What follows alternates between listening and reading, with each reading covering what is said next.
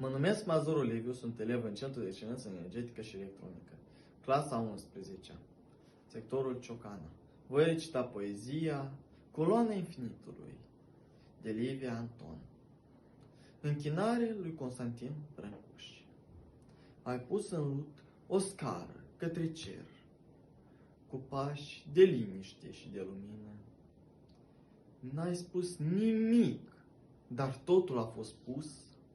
Ai înțeles că taina nu se înclină. O coloană nici sfântă, nici lumească, ci vie din tăcerea unui om, ce a vrut să facă din durerea grea un zbor întors acasă, fără somn.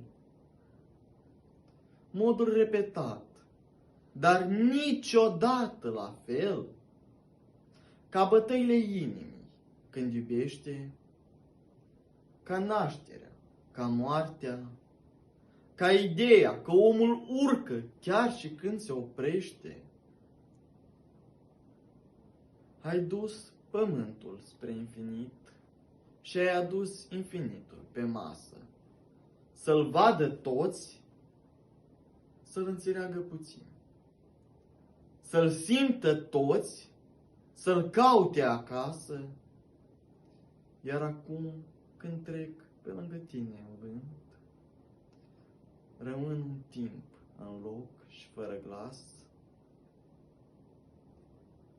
și-mi trăsare în piept un gând.